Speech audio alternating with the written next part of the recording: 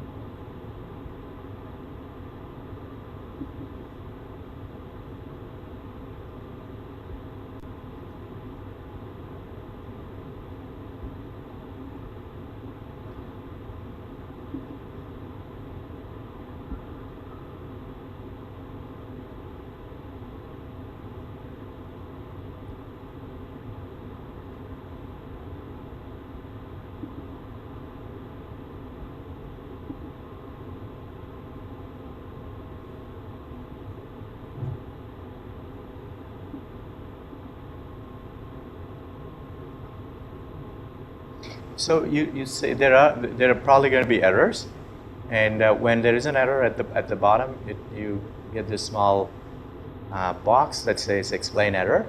If you click on it, it opens Gemini, which is what I'm doing on the right hand side. Right? Even if you don't know Python, it'll explain the error, and if you have any coding knowledge, you'll be able to quickly fix errors.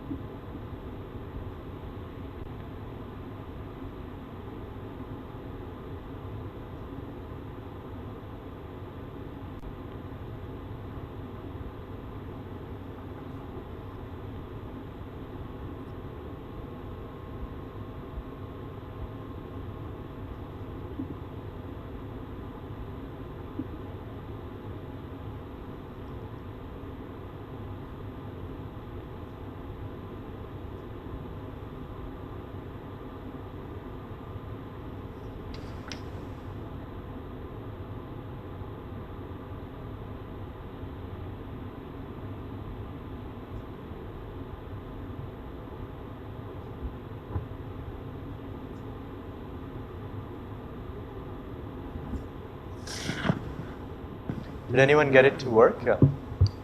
I was able to resolve my errors using Gemini.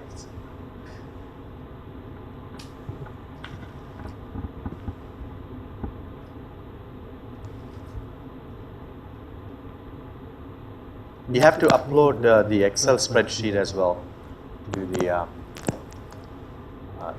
the to Google Colab.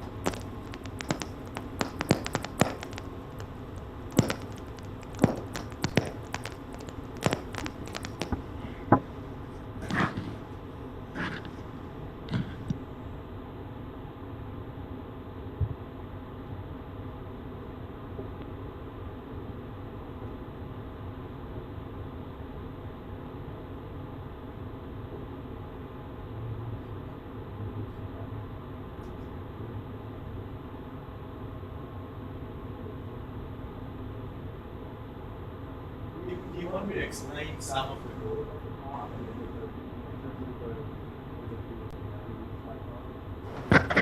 or you're okay? I mean, it is fairly straightforward, but if you want me to explain, I'm happy to do that.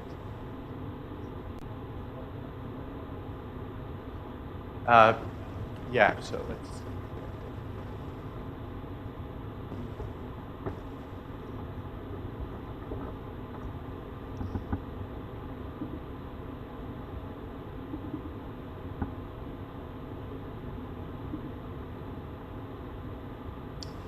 I believe this is data from oil wells. So the date of the date when the data was collected, well bore code means that's the well code. You know, each well has some code. NPD, some other code, some the different types of codes are here, and then stream hours, average downhole pressure, downhole temperature. Unless we see the actual drill wells, it's difficult to correlate these measurements with what's happening in the in these oil wells. This is a publicly available data set. If you search for well bore data set, you'll find it. But you'll see what this is: some pressure, some temperature. I'm not sure what DP tubing is.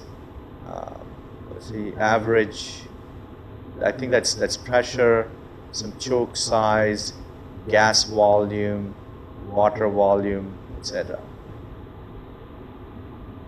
Okay, so this is from a bore well. At this point, we're not trying to build a model. We're just trying to visualize the data and do a little bit of pre-processing. So I mean, understanding the process is perhaps not as essential, but I can try and find the original data set that's available publicly.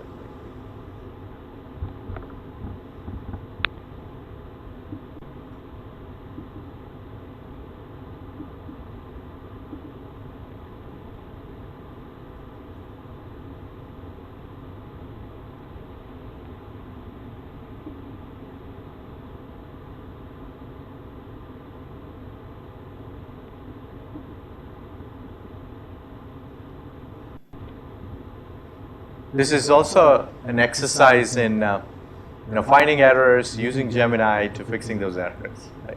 It's a new way of coding.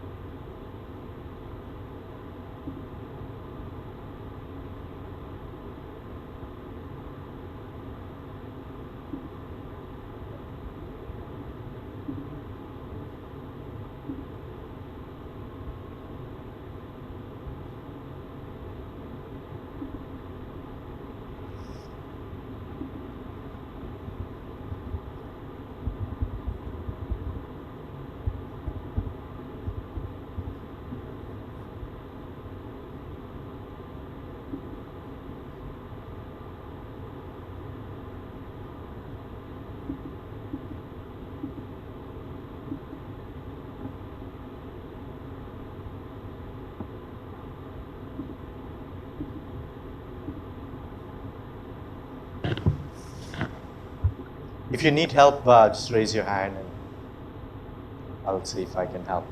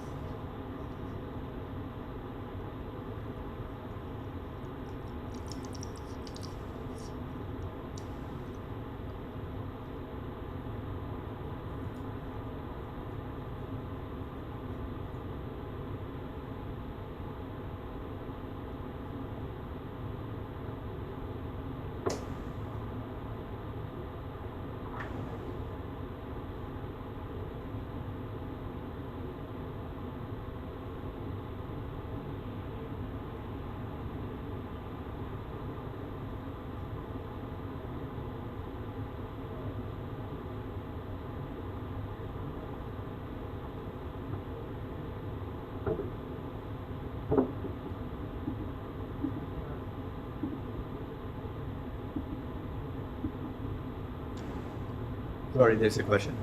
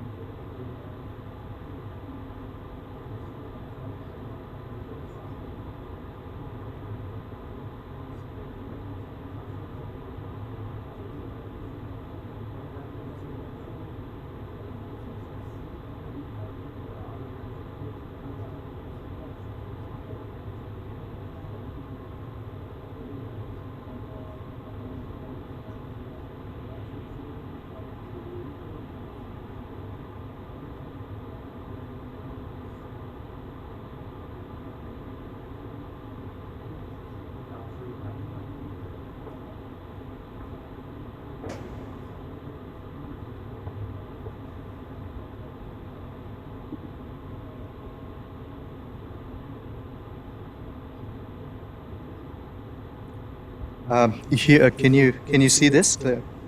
So that's what you have to do. Yep. Install XLS.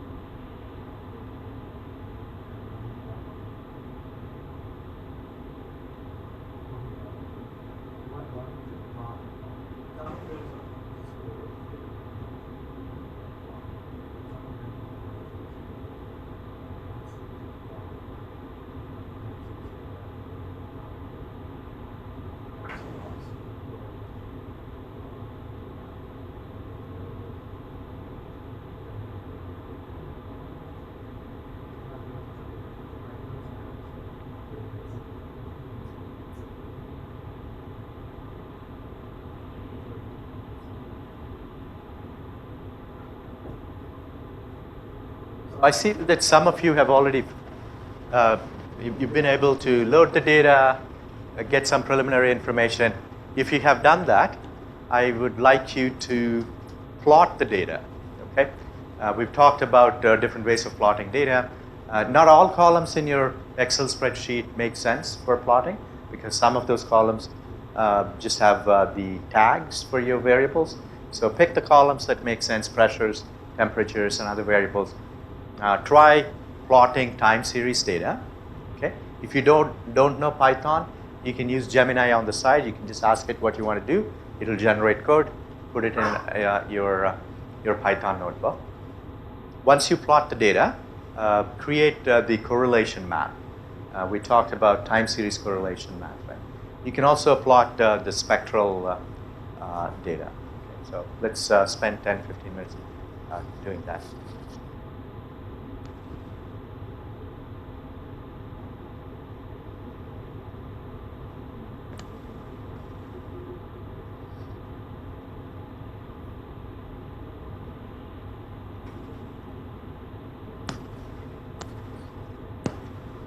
Is it working? Good. Thank you. So did you know Python already? Or you know Python? Good.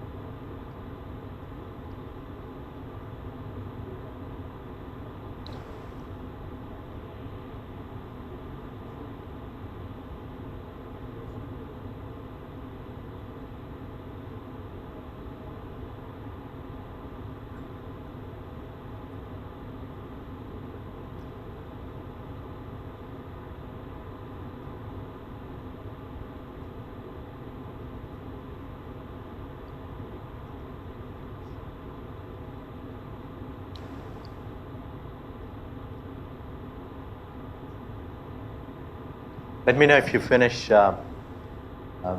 plotting and finding correlation.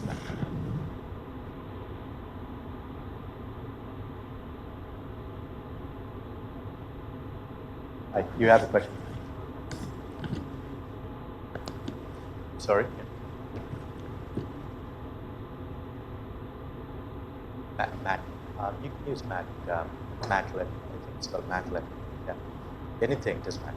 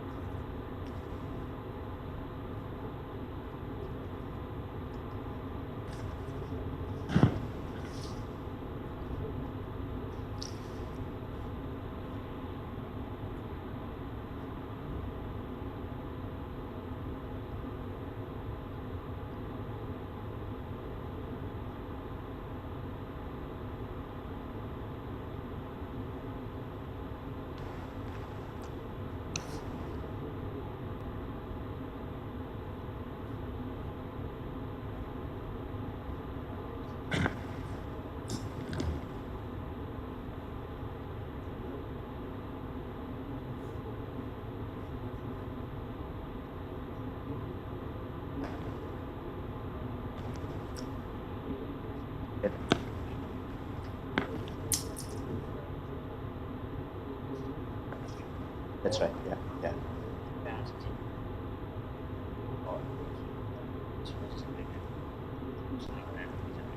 Oh, okay. I can processed. No, that was probably generated by. It must be in your. It says processed, so. Yeah.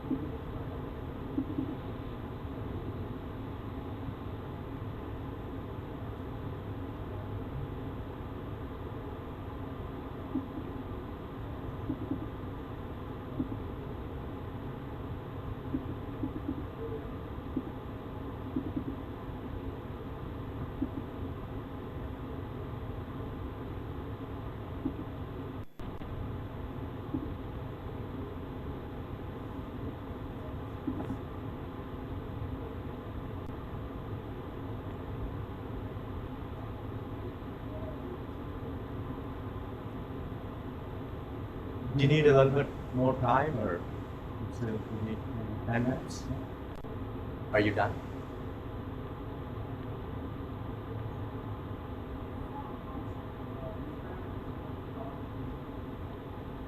Use all of them. So find the correlation map between all the variables. Correlation heat map.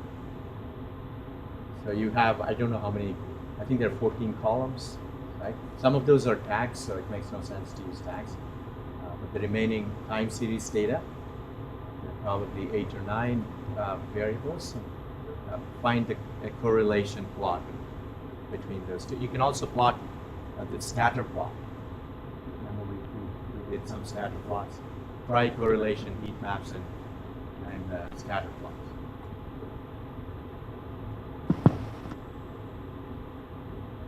Let me know if you're done, then we can move on to classification. If you need more time, that's okay. We're going to do tomorrow. We will do classification and clustering, and then we will also do an exercise like this on classification and clustering. Yeah.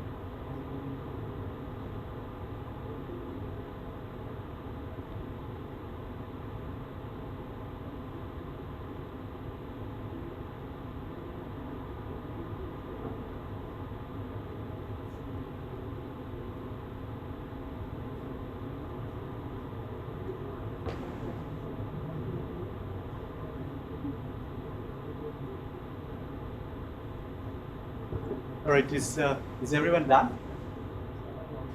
So scatter plot. Okay, so you need 5 minutes? 3, 4 minutes.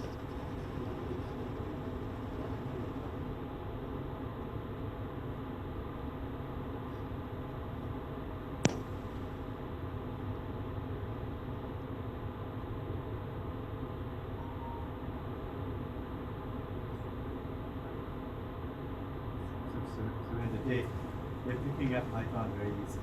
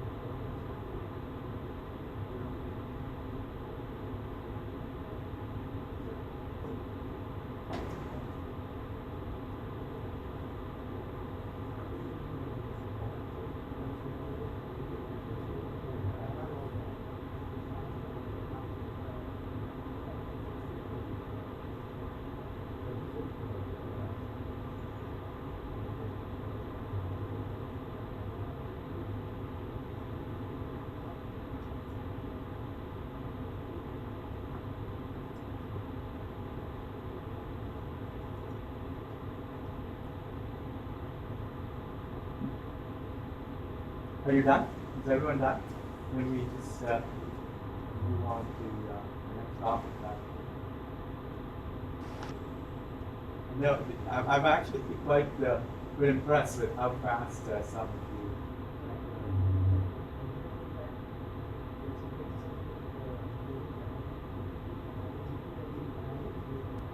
Right. So, yeah, that sort of raises some philosophical questions for us as educators, right? In my department, for the last 10 years or so, we spent a lot of time, effort, money on integrating Python into all of the courses, with the expectation that when students graduate, they will be well versed with Python. But now, with all of these tools, I'm not so sure. He's coding the core skill that all engineers need to have. The answer to that is not clear because, of course, coding helps you build a wide range of methods. Like you learn hunting algorithms, you learn some certain types of critical thinking skills. There are those meta skills that you acquire when you learn how to code, but it's not clear that coding is the only way you can acquire those skills. There are other ways you can solve discipline-specific problems in building those skills. An example is when I was an undergraduate student, we used to have one and there was rigorous mathematics design for the very early versions of the literature there. But I also learned very good assembly language. Does anyone here know what assembly language is? No? So it's a very, very basic foundation language on which you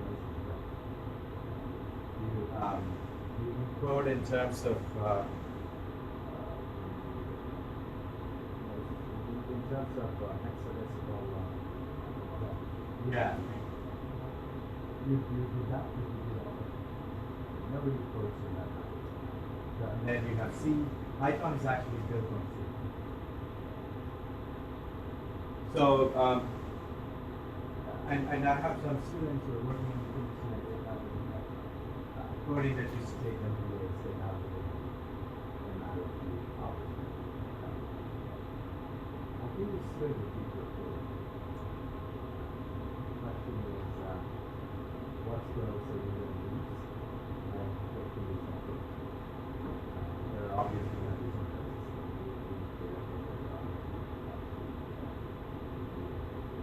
Nobody's going to code like they do.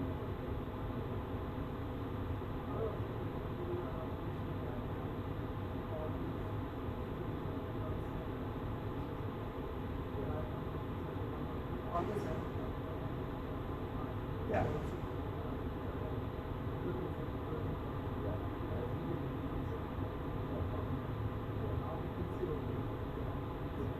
An argument that I often get is if you want to drive a car from point A to point B, you don't have to understand how the combustion take the car because your goal is not to understand. As long as you can drive it.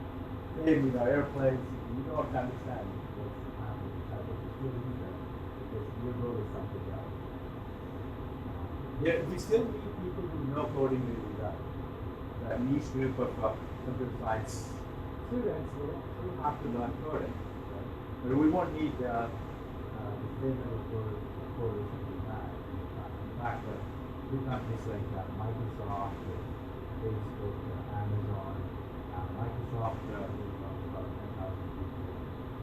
Facebook, I think is doing something similar.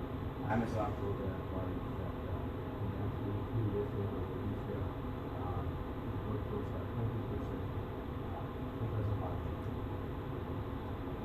So I think at least there's a need for this. My son knows I can start live code. I don't know how to work, but I can start coding. Okay, if I search for it, I don't know exactly what it is, but my son thinks it's something called live coding. They're always using Gemini, a lot of tools to code. This is very exciting, but he will code for classification, not knowing classification, not knowing math, not knowing algebra, not knowing this. Yeah, but it's called live coding, right? Yeah. It's a new phrase that people have. It's called live coding. A lot of people are doing it. And as I said, you want to go from point A to point B, you don't have to understand how the conversion is. And we're all working on different these problems, and it's such a wonderful way to solve something big. You don't have. I remember as a student, I was spending many hours trying to fix the rainbows and legends in my math lab class. All of that is not very productive. You You have to plot something. You don't have to memorize different lines. You don't have to go and look at the angles. But some understanding of coding is really useful because these tools are not perfect. There's some sort of human oversight is required. So you understand the code, if you understand what it's trying to do, that is certainly good. But you don't have to code.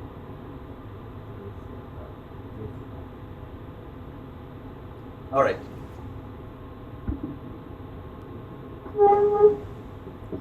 So in the next 20, 30 minutes or so, I think we have about 25 minutes. I'll introduce classification and clustering algorithms. And tomorrow morning we will, I have some Python notebooks to do this, for example, so we'll go to that. So hopefully we'll answer your questions with examples. I have lots of examples, but today in the next 20, 25 minutes, I'll just focus on classification. Sorry, is it not on? Okay. Can you hear me now? All right. Okay. Yeah, we'll just focus on a couple of approaches to classification, okay? And then tomorrow we will we'll do some of these exercises. So the goal of classification is to separate input data. You have some big data matrix X. You want to separate that into C discrete categories or classes, 1 to C. Yi's are the labels of your data. Each label can take a value between 1 and C. So you have C different classes. That's the assumption. There are many examples I can give you. Model plant mismatch detection. I don't know if you are familiar with that. So typically, when you're running controllers, you want to know when your model deviates from your true process. When that happens, you go back and rebuild your model. Okay, so that's a classification problem. Normal operation versus operation where there is this discrepancy between the model and the true plant. Okay, so that's an example of classification.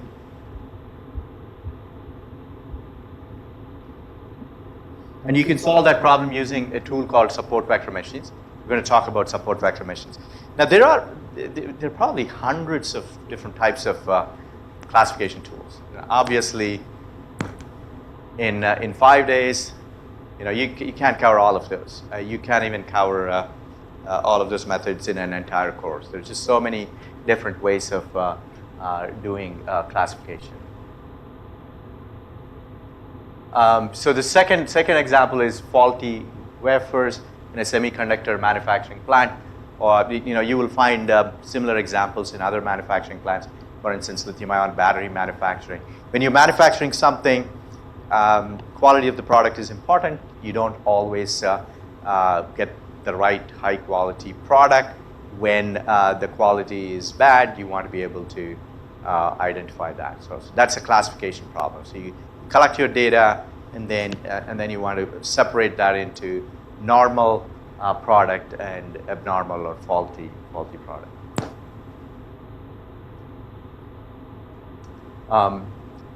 Can you give me examples of classification, perhaps from your research? Can anybody volunteer? Yeah. Object types, how is that a classification problem?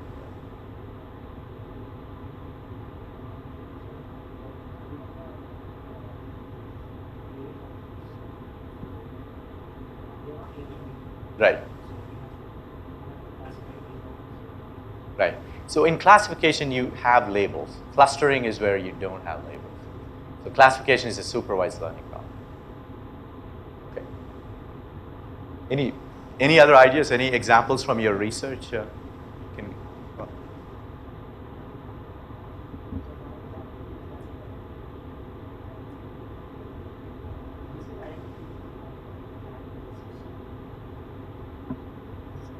Sorry, identification of.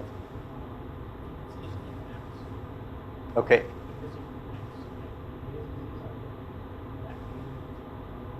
Right. You want to separate different types of infestations. Okay, yeah, that's a good classification problem. Anybody else have other ideas? Classification.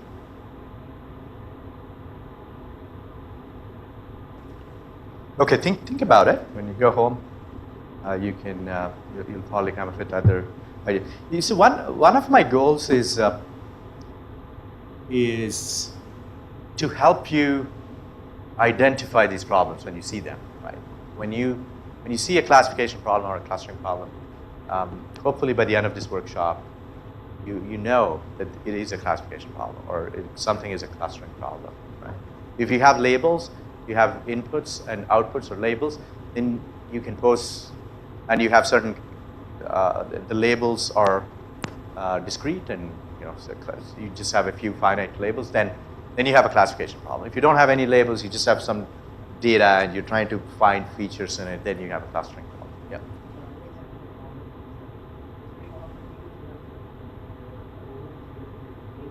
Right, right.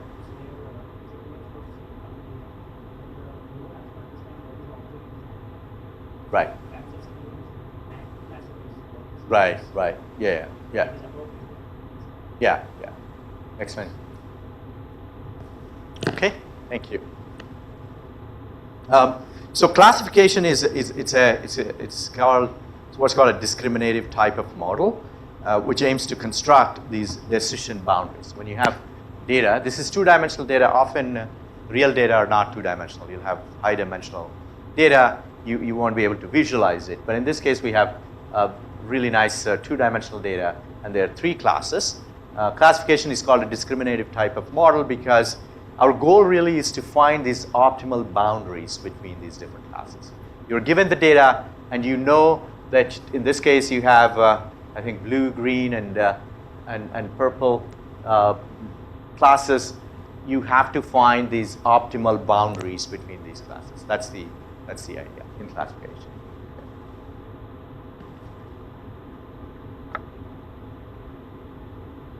On the other hand, clustering is a little different. Clustering is a generative type of model, and it aims to find groups or underlying distributions of existing data. There are no labels in clustering. Each cluster maximizes intergroup variation and minimizes intragroup variation. So what does it mean? Now I have here three different clusters. Okay. From the perspective of the algorithm, they're all the same. Okay, so visually we can see there are three different clusters. We want the algorithm to identify these clusters from the data. Okay. And typically, when you design these algorithms, what you do is you try to minimize the variance within each cluster.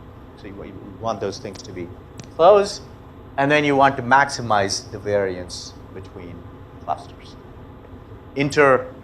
Which is you maximize intergroup variation, okay, but minimize intragroup variation. Internally, the variance has to be small, and between groups, the variance, you want to be able to separate these clusters to the extent possible, as much as possible. That's why you want to maximize intergroup variation. Okay, so that's the main difference between classification and clustering.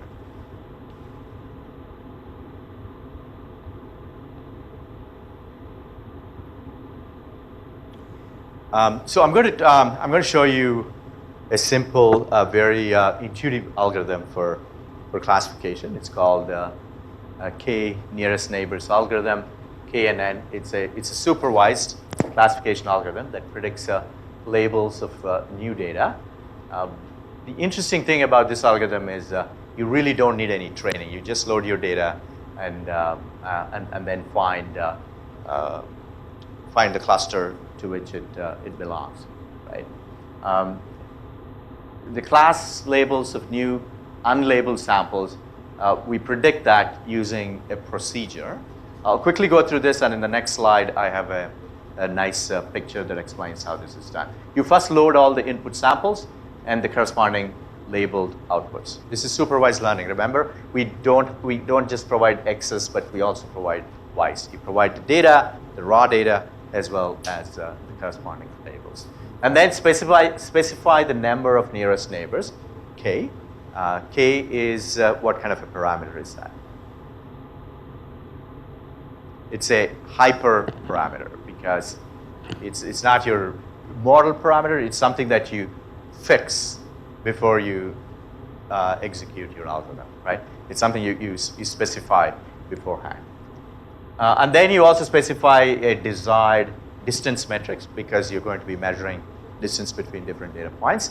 You have to have some sort of a metric. In the next slide, I'll show you different types of metrics that are commonly used. And for each new unlabeled sample, okay, so this is all you have to do to execute k nearest neighbors algorithm. You load all your data, load all the labels, determine how many nearest neighbors you want to consider. K, you fix it. Say you fix it to 5 or 10. You also figure out what distance metric you're going to use. And then you load a new unlabeled sample. You find its k nearest neighbors. Okay. K is already fixed. So let's say k is 5. You load your new sample, which is unlabeled. You don't know what label needs to be assigned to it. Then you measure the distance of that sample from k. Say k is 5. Then you measure the distance of that sample from the k nearest neighbors. Okay? And then the label of your new sample, unlabeled new sample, will be the mode or the majority vote of labels of its k nearest neighbors. Okay, so let's say you have 5 nearest neighbors, and 4 of them belong to class 1, 1 of them belongs to class 2, then your new sample belongs to class 1. Right? Okay. So I have a nice picture that illustrates this point more clearly. In just a moment, I'll show that. Okay. So I said there are 2 important things that you have to pick in k nearest neighbors. One is the number of neighbors you want to consider. The other is the distance metric. There are different distance matrices that you can use. Euclidean metrics, which is basically Euclidean distance between 2 data points. There's a 1-norm based metric called Manhattan metric, cosine similarity, etc. We often use the Euclidean metric, but other metrics may be useful in different contexts. I don't know if anybody here knows compressed sensing. Does anyone know what compressed sensing is? Optimization. So in compressed sensing, we use one. Do you know norms? Do you understand when I say a norm, 2 norm, 1 norm? Okay. If you don't understand, let me know. So I can't gauge your comfort with math. So if you don't know norms, you probably are not well versed with linear algebra and the other things. So, but a norm is basically a 2 norm of a vector is defined as follows. If I have a vector x1, x2, x3, then its 2 norm is square root of x1 square plus x2 square plus x3 square. That's the 2 norm. 1 norm is okay,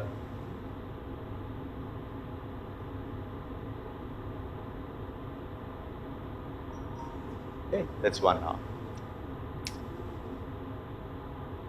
So there are different ways in which you can measure these distances.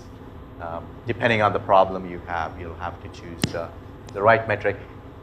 In most cases, you will likely stick with this Euclidean distance, which is the 2 norm. Okay, so this picture, I really like it because it explains how k nearest neighbors algorithm works. Now I have 2 classes in this problem, blue and pink. Those are the 2 classes. And then I get a new point, new measurement, new data point, which is this x. And I chose k equal to 7, meaning every time I get a new sample, I look at the 7 nearest neighbors of that new sample. Now for this new sample, I have to find the distance between this sample and every other data point in my data set. And then I pick the 7 nearest neighbors. So 1, 2, 3, 4, 5, 6, 7. Those are the 7 nearest neighbors. Out of the 7 nearest neighbors, 4 are in the pink class and 2 are in the blue class. Okay? So what is the likelihood that this new sample is in the blue class, or is it? What do you think? Does it belong to the blue class or the pink? Sorry? Yeah. Right. Is that right? I mean, it looks like pink to me from here. All right, right. So, yeah, because there are five of those, right, and only 2 blue dots, and you classify this as a red dot. That's the k nearest neighbors algorithm. Can you think of any problem with this algorithm?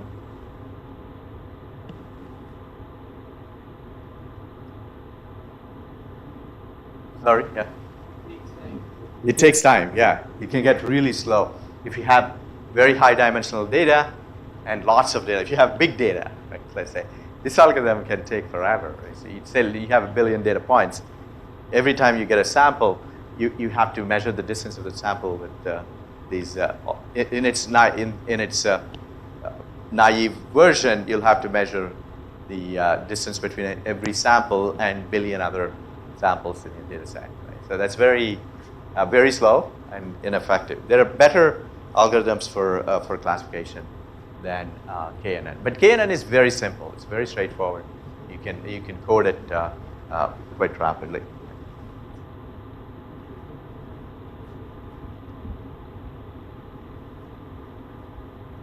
Are there any questions? I don't want to start support vector machines today. This requires a little bit of explanation. I want to go through it slowly tomorrow. Support vector machines are a very popular classification algorithm.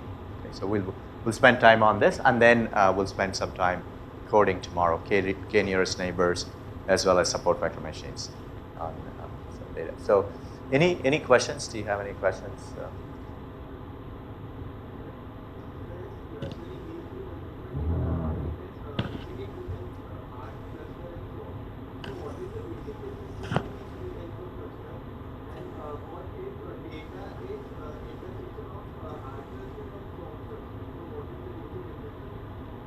Sorry, what do you mean by hard cluster?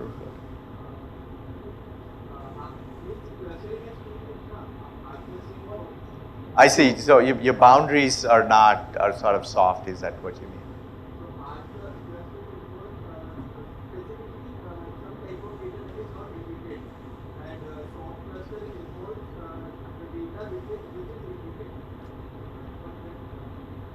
Data. Sorry, data that is repeated.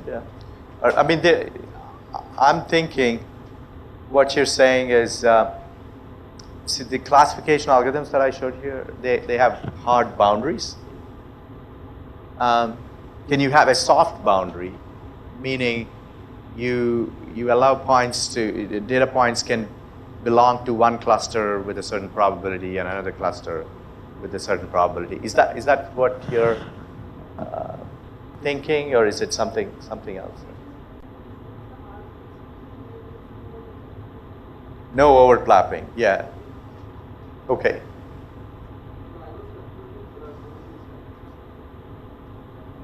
Confusing. Yeah. This is we have hard boundaries, right? So these clusters are different. Yeah. When there is overlapping, you'll have some false positives, false negatives, and so on. When I talk about support vector machines tomorrow, I'll show you how support vector machines resolve classification between data sets that have some overlapping data points.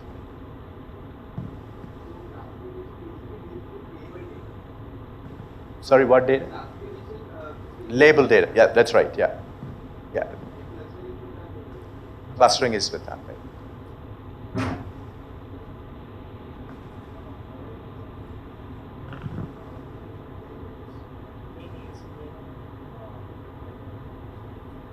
Is used?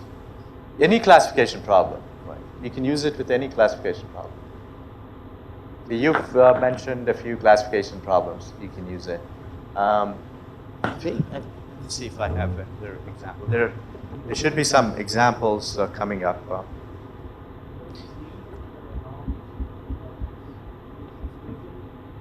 Right.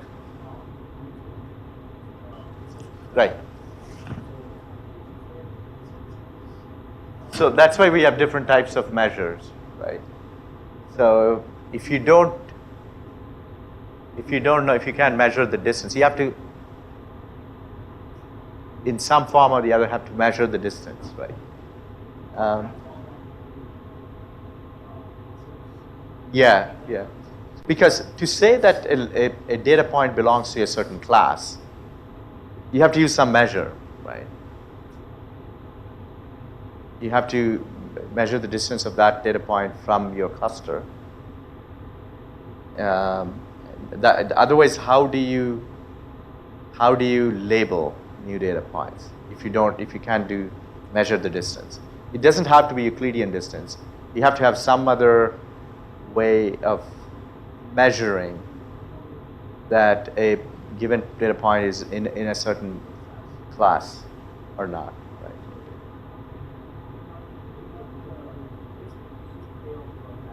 right? Right. Yeah.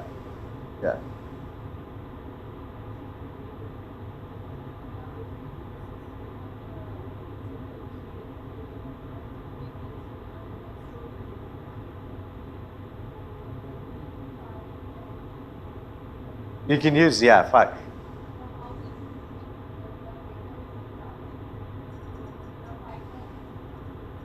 Yeah, so I mean that's a good point, right? So it's a thumb. There's no thumb rules, I think.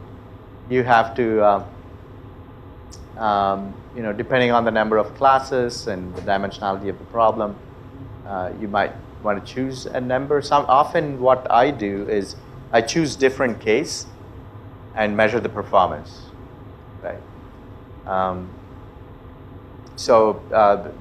If you choose 1, your performance is probably going to be bad, right? So as you increase your K, performance will likely get better. But at the same time, you don't want it to become, if your K is 1 million, then it's just going to take forever to solve that problem, right? So you don't want the high complexity, and at the same time, you don't want too many errors. If you choose very small K, you're likely to have too many errors. So you have to find that right balance.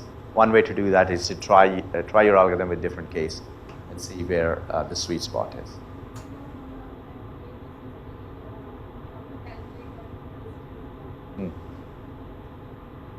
Right. How to calculate?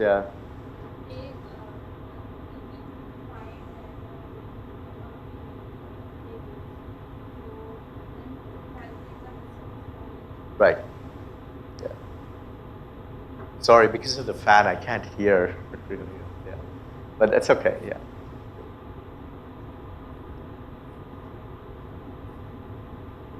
All right. Yeah.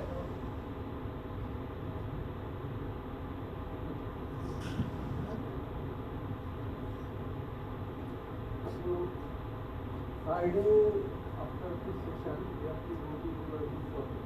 Okay. And Friday we will take our lunch in this conference and our different people. Okay. So Friday after session, we have to go to this house and take our lunch. Right. Good photo will be in future. The stairs is there. We have to go to it. After taking the group photo, we join the lunch at the restaurant. Today is usually I put the restaurant. Both Korean and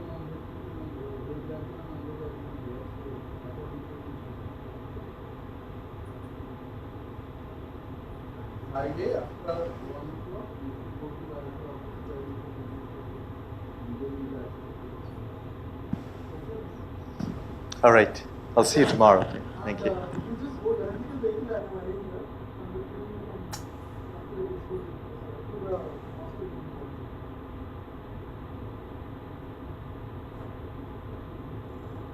one person is telling me about this Isaac being Bhusan.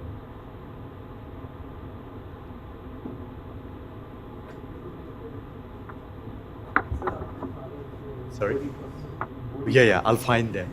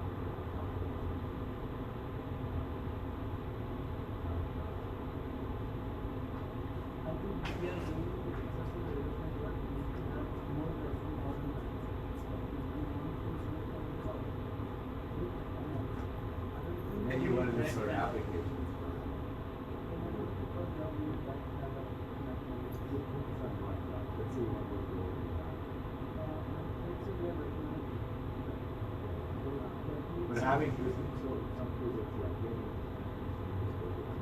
see what was for programming or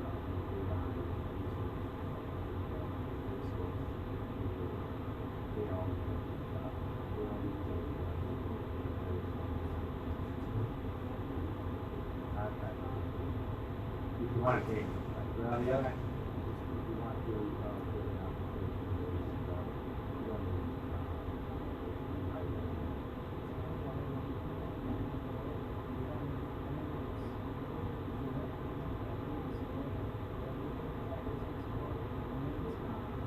I mean, you don't need the copy.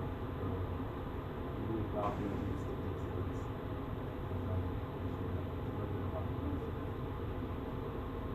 What are the kind of physics which is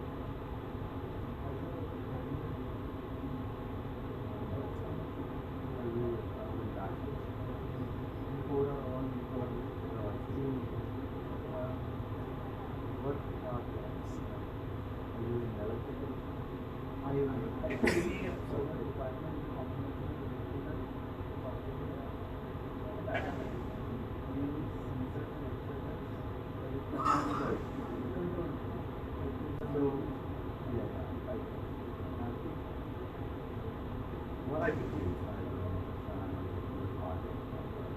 I look at the faculty most in the university.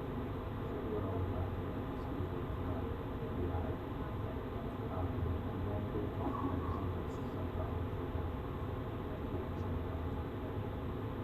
after this course, you will have you taken AI courses? Is this your first semester? So all of these concepts will be supervised by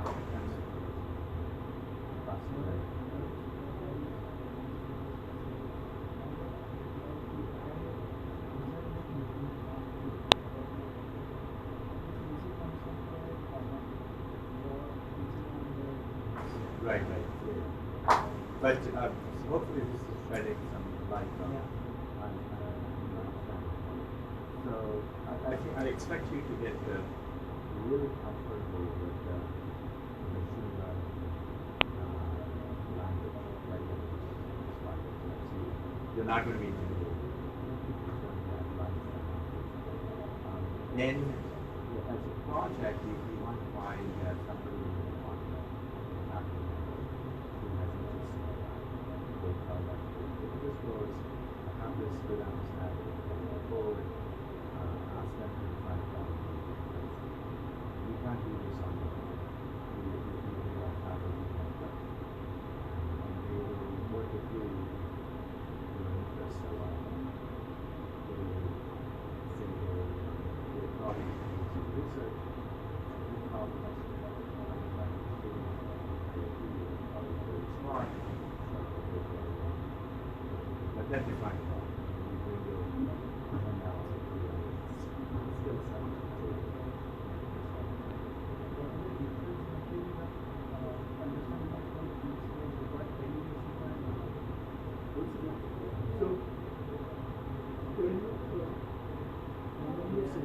Many years ago, but now you can understand it. You don't have to write it. If you're developing your own algorithm, it's actually really won't be able to do that.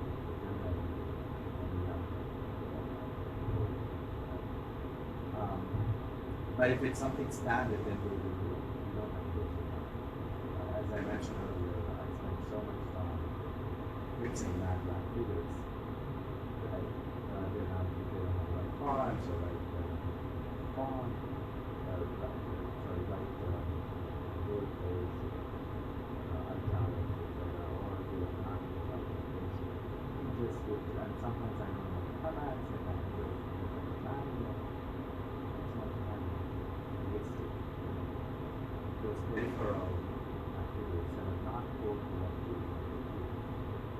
So I think that's where my career is. understanding using it for your research or for job. So how much is it? So how much will it I think it will be great to start with. There's just so much to do. I'm not going to be covering the language model. You know how to select language.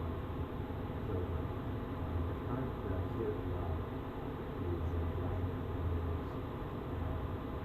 That's what I want. So and the field is moving really fast. You have to really try and keep up to speed. All the podcasts on the so you can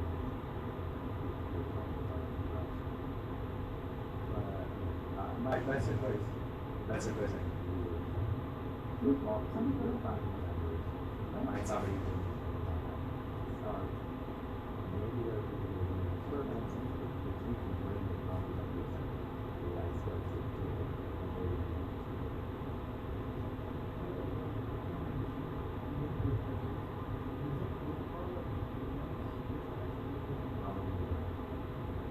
I mean, it depends again. If you're good, if you're good at math, you know the very complicated macros, then you will be fine. A little bit of calculus, you'll be fine.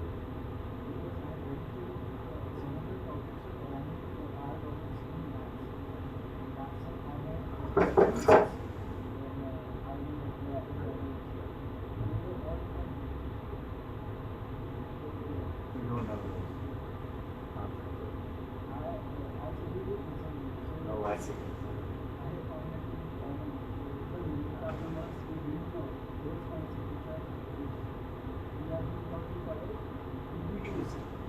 They didn't tell you where, right? You know how to solve it, but you don't know. See, that's the problem. That's the problem with all the math programs. They teach you math. They don't tell you how to use it. That might be that's really easy. I think you might have to focus more. You know how that's business math. Every job you take out, everybody's smart. That's the answer to that. And that's not a problem. Thank you for that.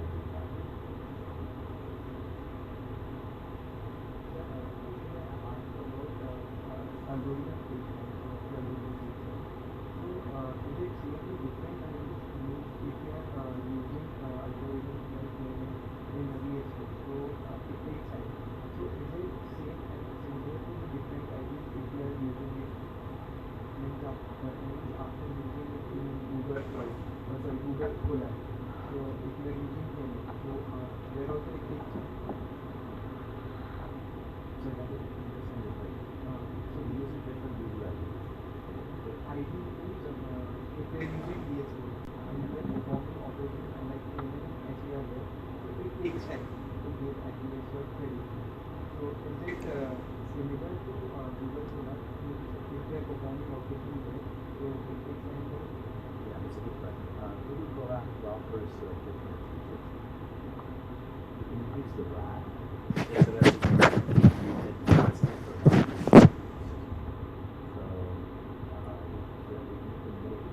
pay for it and use these features, it's going to be really fast. A lot of my students love using their laptops for research because Google Colab is so fast. You can use, say, you can go GPUs simultaneously with your laptop. You can also increase your RAM and your laptop. So there are advantages to using Google. Yeah, big data sets. Yeah, big data sets. Okay, no problem. All the best.